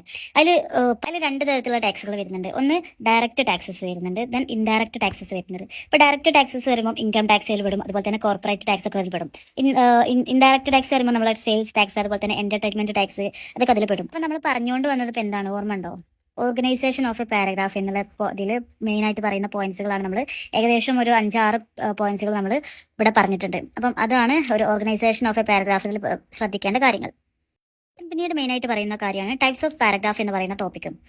നമ്മൾ ഒരു പാരഗ്രാഫ് എങ്ങനെയൊക്കെ ഡെവലപ്പ് ചെയ്യാം എന്നുള്ള കാര്യമാണ് നമ്മൾ പഠിച്ചുകൊണ്ടിരിക്കുന്നത് അല്ലേ. ഇത് പ്രധാനമായിട്ട് 2 പാർട്ടായിട്ട് തരംതിരിക്കാമെന്ന് പറയുന്നുണ്ട്. ഒന്നാമത് പറയുന്നത് those which stay strictly within the scope of the topic. അപ്പം നമ്മൾ ഒരൊറ്റ ടോപ്പിക്കിൽ മാത്രം നമ്മൾ ഫോക്കസ് ചെയ്യുന്ന തരത്തിലുള്ള പാരഗ്രാഫുകളുണ്ട്. അതിനെയാണ് എന്ത് പറയുന്നത്, അഥവാ ആ ടോപ്പിക് സെന്റൻസിലേക്ക് മാത്രം ശ്രദ്ധിക്കുന്ന രീതികൾ. അതിന്റെ എക്സാമ്പിൾസ് ആണ് ഇല്ലുസ്ട്രേഷൻസ്, ഡിസ്ക്രിപ്ഷൻസ്, അതുപോലെ തന്നെ ഡെഫിനിഷൻസ്, കോസ് ആൻഡ് എഫക്റ്റ്, കാര്യകാരണങ്ങളൊക്കെ കണ്ടെത്തുന്ന കാര്യങ്ങൾ. ഇതൊക്കെ നമുക്ക് ഫസ്റ്റത്തെ ആ ഒരു ടൈപ്പ് ഓഫ് പാരഗ്രാഫ്സിൽ നമുക്ക് പെടുത്താൻ പറ്റും. സെക്കൻഡത്തെ പറയുന്നത് എന്താ പറയാ, techniques which involves A second topic. ഇപ്പം ഇത് ഈ ഒരു മെയിൻ ടോപ്പിക്കിന് പുറമെ നമ്മൾ വേറൊരു കാര്യം കൂടെ നമ്മൾ അതിൽ ഇൻക്ലൂഡ് ആക്കും. ഇറ്റ്സ് മേ ബി എന്ത് ചെയ്യാം, ഒരു എക്സാമ്പിൾസോ അല്ലെങ്കിൽ ഒരു എന്തെങ്കിലും ഒരു കമ്പാരിസൺസോ ഒക്കെ വഴിയായിട്ടായിരിക്കാം അത്. അതിൽ പെടുന്നതാണ് കമ്പാരിസൺ ആൻഡ് കോൺട്രാസ്റ്റ് എന്ന് പറയുന്നത്. അപ്പോൾ നമുക്ക് ഇതൊക്കെ ഡീറ്റെയിൽ ആയിട്ട് നോക്കാനുണ്ട്. അതിൽ ഫസ്റ്റ് വരുന്നത് ഇല്ലുസ്ട്രേഷൻ എന്ന് പറയുന്നത് ഫസ്റ്റത്തെ ടൈപ്പ് ഓഫ് പാരഗ്രാഫിന് എക്സാമ്പിൾ ആണ് കേട്ടോ. എന്താണ് ഇല്ലുസ്ട്രേഷൻസ് എന്ന് പറയുന്നത്? It's may be the examples അല്ലേ. എക്സാമ്പിൾസ് ആണ് അതിൽ ഉണ്ടാവുക. അതുപോലെ തന്നെ പിക്ചേഴ്സ് ആവാം, അല്ലെങ്കിൽ ടേബിൾസ് ആവാം. ഇങ്ങനത്തെ കാര്യങ്ങൾ ഈ ഒരു അവരുടെ വിഷയം എന്താണോ അതിനെ സംബന്ധിച്ച് വരുന്ന കാര്യങ്ങളൊക്കെ ആഡ് ആക്കുന്ന സംഭവമാണ് അല്ലേ. ഇതൊരു എന്താണ് ഇങ്ങനെ കൊടുക്കുന്ന എന്താണ്, ഒരു കോംപ്ലക്സ് ആയിട്ടുള്ള ഒരു ഐഡിയാസിന് ഏറ്റവും ഇമ്പോർട്ടൻ്റ് ആയിട്ടുള്ള രീതിയിൽ, എന്നാൽ എല്ലാവർക്കും മനസ്സിലാക്കുന്ന രീതിയിലേക്ക് അത് മാറ്റുന്നു എന്നുള്ളതാണ് ഇങ്ങനെ കൊടുക്കുന്നത് കൊണ്ടുള്ള ഒരു ഗുണം എന്ന് പറയുന്നത് അല്ലേ. അപ്പം റീഡേഴ്സിനെ സംബന്ധിച്ച് അവരുടെ അഡിക്ഷനെ കൂടുതലായിട്ട് വർദ്ധിപ്പിക്കുകയാണ് ചെയ്യുന്നത്. അതുപോലെ തന്നെ എക്സാമ്പിൾസ് കൊടുക്കുമ്പോൾ ശ്രദ്ധിക്കേണ്ട കാര്യങ്ങൾ എന്താ വെച്ചാൽ ആവശ്യത്തിന് മാത്രം എക്സാമ്പിൾസ് ഉണ്ടായിരിക്കണം. അഥവാ ഓരോ എക്സാമ്പിൾസും എന്താണ്, നമ്മൾ ആ ടോപ്പിക് ആയിട്ടുള്ള സെന്റൻസ് ഉണ്ടല്ലോ അതുമായിട്ട് ബന്ധപ്പെട്ടതായിരിക്കണം എന്നുള്ളതാണ് നമ്മളിതിൽ ശ്രദ്ധിക്കേണ്ട കാര്യം എന്ന് പറയുന്നത്. പിന്നീട് പറയുന്നത് ഡിസ്ക്രിപ്ഷനെ കുറിച്ചിട്ടാണ്. ഡിസ്ക്രിപ്ഷനിൽ പറയുകയാണെങ്കിൽ ഇത് പീപ്പിളിനെ കുറിച്ചിട്ടോ അല്ലെങ്കിൽ പ്ലേസിനെ കുറിച്ചിട്ടോ തിങ്സിനെ കുറിച്ചിട്ടോ എന്തെങ്കിലും ഹാബിറ്റിനെ കുറിച്ചിട്ടോ അല്ലെങ്കിൽ അവരുടെ കണ്ടീഷൻസിനെ കുറിച്ചിട്ടോ ആക്സിഡൻസിനെ കുറിച്ചിട്ടോ ഇങ്ങനത്തെ പോലുള്ള വിഷ്വൽസ് ഒക്കെ ഉണ്ടാവും. ആ വിഷ്വൽസിനെ കൂടുതൽ ഡീറ്റെയിൽ ആയിട്ട് എഴുതുന്ന എഴുത്താണ് എന്ന് പറയുന്നത് ഡിസ്ക്രിപ്ഷൻ എന്ന് പറയുന്നത്. ഇപ്പം നമ്മൾ നേരെ തല തിരിച്ചാണ് പറഞ്ഞിട്ടുള്ളത് അല്ലേ. നമ്മൾ എന്തിനും എഴുത്തിനെ നമുക്ക് എന്താക്കാം, ഒരു എക്സാമ്പിൾസ് എന്നുള്ള രീതിയിൽ നമുക്ക് ഡയഗ്രാം ആക്കിയിട്ടൊക്കെ നമുക്ക് എഴുതാം. ഇത് ഡിസ്ക്രിപ്ഷൻ പറയുന്നത് ഇങ്ങനത്തെ ടേബിൾസിനെയോ ഡയഗ്രാംസിനൊക്കെ നമുക്ക് എന്താണ് ഡീറ്റെയിൽ ആയിട്ട് എഴുതുന്നതിനെയാണ് എന്ത് പറയുന്നത് ഡിസ്ക്രിപ്ഷൻ എന്ന് പറയുന്നത്. അപ്പം ആ ഒരു ടേബിൾ നോക്കി മനസ്സിലാക്കാത്ത ആളുകൾക്ക് ഇതിൽ ഡിസ്ക്രിപ്ഷനിലൂടെ അത് മനസ്സിലാക്കാൻ വേണ്ടി പറ്റണം എന്നുള്ളതാണ്. അപ്പം ഇതൊരു പൂർണ്ണമായിട്ടുള്ള ഒരു നരേറ്റീവ് ആയിട്ടുള്ളൊരു റൈറ്റിംഗ് ഒന്നും അല്ല കേട്ടോ. പക്ഷേ എങ്കിലും ഡിസ്ക്രിപ്റ്റീവ് റൈറ്റിംഗിൽ ഉൾപ്പെടുത്തേണ്ട കുറച്ച് ഘടകങ്ങളൊക്കെ പറയുന്നുണ്ട് ഇതിൽ. നമ്മൾ പ്ലേസ്, പൊസിഷൻസ്, അതിൻ്റെ ഡയറക്ഷൻസ് ഒക്കെ നമ്മൾ അതിൽ ഉൾപ്പെടുത്തണം. അതുപോലെ തന്നെ മെഷർമെന്റ്സ്, അത് വെയിറ്റോ സൈസോ അല്ലെങ്കിൽ ക്വാണ്ടിറ്റി ഒക്കെ നമ്മൾ അതിൽ ഉൾപ്പെടുത്തണം. അല്ലെങ്കിൽ ഷേപ്സ് ആൻഡ് പാറ്റേൺസ്, മൂന്നാമത്തെ പറയുന്നത് ഷേപ്സ് ആൻഡ് പാറ്റേൺസ് ഉൾപ്പെടുത്തണം. അതുപോലെ colours and textures, then materials user, ഇങ്ങനത്തെ കാര്യങ്ങളൊക്കെ നമ്മൾ അതിൽ ഡിസ്ക്രിപ്ഷനിൽ ഉപയോഗിക്കാൻ വേണ്ടിയിട്ട് നമ്മൾ ശ്രദ്ധിക്കണം എന്നുള്ളതാണ്. അപ്പോൾ നമ്മൾ പൊസിഷൻ പറയുകയാണെങ്കിൽ ടു ദ റൈറ്റ് അല്ലെങ്കിൽ ടു ദ ലെഫ്റ്റ് അല്ലെങ്കിൽ എബോ, ബിലോ, ബയോൺ, അണ്ടർ എന്നുള്ള കാര്യങ്ങളൊക്കെ നമുക്ക് പൊസിഷൻസിലൂടെ നമുക്ക് ഉപയോഗിക്കാം. ഈ ഒരു കാര്യങ്ങളൊക്കെയാണ് അതിലൂടെ പറയുന്നത്. ദെൻ പിന്നീട് പറയുന്നതാണ് കോസ് ആൻഡ് എഫക്റ്റ്. ദെൻ അടുത്ത് പറയുന്നത് കോസ് ആൻഡ് എഫക്റ്റ് ആണ്. ഇതൊക്കെ വളരെ ഈസി ആയിട്ടുള്ള കാര്യമാണ്. ഇതൊന്നും ഞാൻ പറഞ്ഞു തരേണ്ട ഒരു ആവശ്യമില്ല, എന്നാലും നമ്മുടെ ടെക്സ്റ്റിൽ പറഞ്ഞതല്ലേ, ജസ്റ്റ് ഒന്ന് പറഞ്ഞിട്ട് പോവാം. ഈ ഒരു കോസ് ആൻഡ് എഫക്റ്റ് എന്ന് പറയുന്നത് ഇത് ഒരു കാര്യം എന്തെങ്കിലും സംഭവിച്ചു കഴിഞ്ഞാൽ അത് എന്തുകൊണ്ട് സംഭവിച്ചു എന്നും അത് സംഭവിച്ചിട്ട് എന്തൊക്കെ പ്രത്യാഘാതങ്ങൾ ഉണ്ടായി എന്നുള്ളതൊക്കെ വിശദീകരിച്ച് എഴുതുന്ന എഴുത്ത് രീതിയാണ് എന്ന് പറയുന്നത് കോസ് ആൻഡ് എഫക്റ്റ് കാണിക്കുന്ന റൈറ്റിംഗ്സ് എന്ന് പറയുന്നത്. അഥവാ എന്തെങ്കിലും ഒരു ബാഡ് മാർക്സ് ഉണ്ടാവാനുള്ള കാരണങ്ങൾ, അല്ലെങ്കിൽ എന്തെങ്കിലും ഒരു ബസ് ആക്സിഡന്റ് ഉണ്ടാവാനൊരു കാരണം ഉണ്ടാവും. ആ ഒരു കാര്യം നടന്നതിന് ശേഷം അതിന് പിന്നീട് എന്തൊക്കെ സംഭവിച്ചു എന്നുള്ളതുണ്ടാവും. അപ്പോൾ ഒരു കോസ് പറയുകയാണെങ്കിൽ ഇപ്പോൾ ഒരു മയക്കുമരുന്നിനെ കുറിച്ച് പറയുകയാണെങ്കിൽ അതിന്റെ ഫലങ്ങൾ, മയക്കുമരുന്ന് ഉപയോഗിച്ചിട്ടുള്ള ഫലങ്ങൾ എന്തൊക്കെ പ്രത്യാഘാതങ്ങൾ അവർക്ക് ഉണ്ടാവും എന്നുള്ള രീതിയിൽ നമുക്ക് പറയാൻ പറ്റൂലേ. അപ്പം കോസ് എന്ന് പറയുമ്പോൾ എന്താണ്, ഒരു സംഭവം നടക്കണമെങ്കിൽ അതിന് ഒരു കാരണം മാത്രമല്ല ശരിക്കും ഉണ്ടാവുക, പല കാരണങ്ങൾ ഉണ്ടാവാം എന്നുള്ളതാണ്. It's may be immediate causes, അല്ലെങ്കിൽ ഏർലിയർ കോസസ്, അല്ലെങ്കിൽ ഡയറക്റ്റ് കോസസ്, അല്ലെങ്കിൽ ഇൻഡയറക്റ്റ് കോസസ്, അല്ലെങ്കിൽ പാരലൽ ആയിട്ടുള്ള കോസസ്, ഇങ്ങനെ പലതരത്തിലുള്ള കാരണങ്ങൾ ഉണ്ടാവാം അത് സംഭവിക്കണമെങ്കിൽ എന്നുള്ളതാണ്. ഇപ്പം പാരലൽ കോസസ് എന്ന് പറയുമ്പം ഇപ്പം പല സംഭവങ്ങളും ഒരേ ഒരു പലതും ഒരേ ഒരു കാരണത്തിലേക്ക് എത്തിക്കുന്നത്. ഇപ്പൊ നമ്മളൊരു എക്സാമ്പിൾ പറയുന്ന വനനശീകരണം. ഈ മരങ്ങൾ ഇല്ലാതായാലും നമുക്ക് തന്നെയല്ല അതിന്റെ നാശം എന്ന് പറയുന്നത്. നമുക്ക് എന്താണ് കിട്ടേണ്ട ഓക്സിജന്റെ അളവ് കുറയും. അതുപോലെ തന്നെ വനനശീകരണത്തിൽ എന്താണ് നമ്മുടെ അന്തരീക്ഷത്തിന് ഒരുപാട് പ്രശ്നങ്ങൾ സംഭവിക്കാനുണ്ട്. അപ്പം പല കാരണങ്ങളും തന്നെ എന്താണ് ഒറ്റ റിസൾട്ടിലേക്ക് വഴിവെക്കുന്നു എന്നുള്ളത്, അഥവാ ഒരു ഫലത്തിലേക്ക് നയിക്കുന്നുണ്ട് എന്നുള്ളതാണ്. അപ്പൊ കോസസ് എന്ന് പറയുന്നത് കോസസ് എന്താണെന്നുള്ളത് മനസ്സിലായല്ലോ. നമുക്ക് ഇമ്മീഡിയറ്റ് ഉണ്ടാകുന്ന എന്താ കോസസ് ആവാം, അതുപോലെ തന്നെ ഏർലിയർ ആയിട്ടുള്ള കോസസ് ആവാം, ഡയറക്റ്റ് ആവാം, അല്ലെങ്കിൽ ഇൻഡയറക്റ്റ് ഒക്കെ ആവാം അല്ലെ. അതാണ് അവിടെ പറയുന്നത്. ദെൻ എഫക്ട്സ് പറയുന്നുണ്ട്. എഫക്ട്സ് പറയുമ്പോൾ എന്താണ്, നമുക്കൊരു ആക്സിഡന്റ് ഉണ്ടായി, അതിന്റെ എഫക്ട്സ്, അതിന്റെ പ്രത്യാഘാതങ്ങൾ എന്തൊക്കെയാണെന്നുള്ളതാണ് അല്ലെ. ഇത് ഒരു സംഭവത്തിന്റെ ഫലത്തിന്, അതിന്റെ റിസൾട്ടിനെയാണ് എന്ത് പറയുന്നത്, എഫക്ട് എന്ന് പറയുമ്പോൾ. ഇപ്പം ഇത് എഴുതുമ്പോൾ ഒരൊറ്റ ഫലം മാത്രം വേണമെങ്കിൽ പറയാം, അല്ലെങ്കിൽ ഇതുകൊണ്ടുള്ള ഒരുപാട് ഫലങ്ങൾ നമുക്ക് പറയാൻ പറ്റും. അപ്പോൾ കോസ് എന്നതുകൊണ്ട് കോസ് എന്ത് സംഭവിച്ചു എന്ന് പറയുമ്പോൾ എഫക്ട് അത് അതിന്റെ കാരണമായിട്ട് എന്തുണ്ടായി എന്നുള്ളത് നമ്മളോട് പറയുന്ന ഒരു ഇതാണ്. അത് രണ്ടും ഒരു ലോജിക്കൽ ആൻഡ് കറക്റ്റ് ആയിരിക്കണം. എന്ത് നടന്നു എന്നുള്ളതും കറക്റ്റ് ആയിരിക്കണം, അതിന് ശേഷം എന്തുണ്ടായി എന്നുള്ളതും വളരെ കറക്റ്റ് ആയിരിക്കണം എന്നുള്ളതാണ്. ദെൻ ഡെഫിനിഷൻ പറയുന്നുണ്ട്. ഡെഫിനിഷൻ എന്ന് പറയുമ്പോൾ എന്താണ്, ഒരു വേർഡിന്റെ അല്ലെങ്കിൽ നമ്മൾ എന്തെങ്കിലും ഒരു ഐഡിയയുടെ കറക്റ്റ് ആയിട്ടുള്ള മീനിങ് വ്യക്തമായിട്ട് വിശദീകരിക്കുന്ന ഒരു റൈറ്റിങ്ങിനെയാണ് എന്ത് പറയുന്നത്, ഡെഫിനിഷൻ എന്ന് പറയുന്നത്. അപ്പം റീഡേഴ്സിന് എന്താണ് ആവശ്യമുള്ള വേർഡ്സ് നമ്മൾ ഉപയോഗിക്കുമ്പോൾ അത് പരിചയമുള്ള വേർഡ് അല്ലെങ്കിൽ നമ്മൾ എന്ത് ചെയ്യും, ഒരു ടെക്നിക്കൽ ടേംസ് ഉപയോഗിച്ച് അത് ഡെഫിനിഷൻ ആവശ്യമാണ് എന്നുള്ളതാണ്. അപ്പം ഒരു സിമ്പിൾ ഡെഫിനിഷൻ എന്താണ്, നമ്മൾ സിമ്പിൾ ആയിട്ട് ഡെഫിനിഷൻ ചെയ്യും. അല്ലെങ്കിൽ നമുക്ക് എന്ത് ചെയ്യാം, ഒരു നമ്മൾ ഇതിലെ ടെക്സ്റ്റിൽ പറയുന്നത് ടേം വിഡോ, ദെൻ ക്ലാസ് എന്താണ് പറയുന്നത് എ വിമൺ, എന്താണ് അതൊരു വിമൺ ആണ്.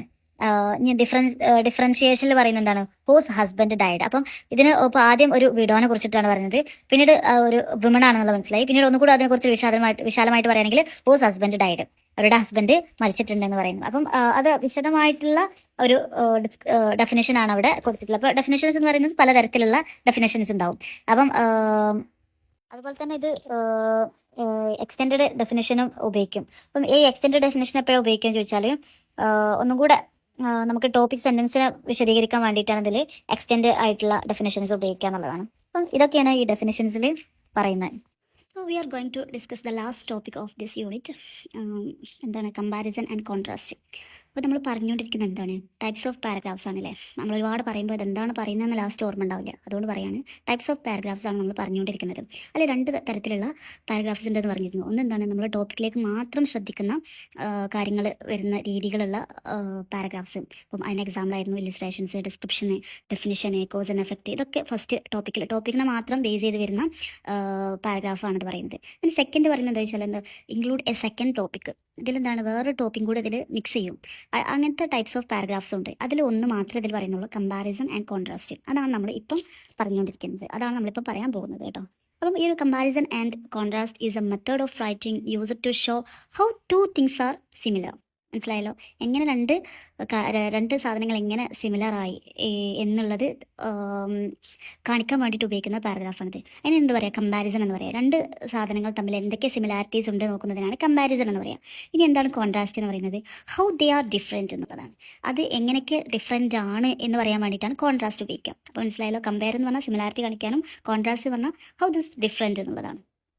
അപ്പം അത് മാത്രം മനസ്സിലാക്കി വെക്കാം. ഇപ്പം നമ്മളിത് ഡെയിലി ലൈഫിൽ നമ്മൾ ഉപയോഗിക്കുന്ന സംഭവമാണ്. നിങ്ങൾക്കറിയാം, ഇപ്പം നമ്മളൊരു കോളേജ് സെലക്ട് ചെയ്യുമ്പോഴായിക്കോട്ടെ, നമ്മൾ ജോബ് സെലക്ട് ചെയ്യുമ്പോഴായിക്കോട്ടെ, നമ്മൾ ചിന്തിക്കും ഈ ജോബ് വേണോ ആ ജോബ് വേണോ, അല്ലെങ്കിൽ ഈ കോളേജിൽ പോകണോ ആ കോളേജിൽ വേണം, ഇതിൽ കയറിയ എന്തൊക്കെ നേട്ടങ്ങളുണ്ട്, ഇതിൽ നിന്ന് എന്തെല്ലാം വ്യത്യാസങ്ങൾ അതിനുണ്ടെന്നുള്ളത് നമ്മൾ ചിന്തിക്കും. അപ്പം അത് തന്നെയാണ് ഇതിവിടെ പറയുന്നത്, കമ്പാരിസൺ ആൻഡ് കോൺട്രാസ്റ്റ് പറയുന്നത്. അപ്പം ഈ ടൈപ്പ് ഓഫ് റൈറ്റിംഗ് ഉണ്ട് എന്നുള്ളതാണ് ഇതിൽ പറയുന്നത് കേട്ടോ. അപ്പോൾ ഇതിൻ്റെ പേർപ്പസ് എന്താണെന്ന് വെച്ചാൽ two point out the difference between two things. രണ്ട് കാര്യങ്ങൾ തമ്മിലുള്ള വ്യത്യാസങ്ങൾ പറയാൻ പറ്റും. ഇപ്പോൾ നമ്മൾ എന്തെങ്കിലും സാധനം എടുക്കുകയാണെങ്കിൽ രണ്ട് കമ്പനിയിലുള്ള സാധനം എടുക്കും. അപ്പം അതിനെക്കാട്ടി ബെറ്റർ ഇതാണെന്നുള്ളത് നമുക്ക് തോന്നും. അപ്പം അതാണ് ഇവിടെ പറയുന്നത്. അതുപോലെ തന്നെ to show the superiority of the one thing over another. നമുക്ക് ഈ മറ്റേതിനെക്കാട്ട് ഒന്നുകൂടെ നല്ലത് ഇതാണെന്ന് തെളിയിക്കാൻ വേണ്ടിയിട്ടാണ് നമ്മൾ ഈ ഒരു ടൈപ്പ് ഓഫ് പാരഗ്രാഫൊക്കെ ഉപയോഗിക്കുക എന്നുള്ളതാണ്. അപ്പോൾ ലാസ്റ്റ് നമുക്ക് എന്ത് ചെയ്യാം, വി കൻ കൺക്ലൂഡ് ദാറ്റ് എന്താണ്, comparison shows the similarity and the contrast shows the differences. It's A common and useful writing കേട്ടോ. അപ്പം ഇത് കോമൺ ആയിട്ടും അതുപോലെ തന്നെ എപ്പോഴും നമുക്ക് ആവശ്യം വരുന്ന ടൈപ്പ് ഓഫ് പാരഗ്രാഫിൽ പെടുന്നതാണ്. അപ്പം ഇത്രയുള്ള ഒരു യൂണിറ്റിൽ പറയുന്നത്. എന്തെങ്കിലും ഡൗട്ടുള്ള കാര്യങ്ങളൊക്കെ ഉണ്ടെങ്കിൽ let's know me in the comment. Okay, by.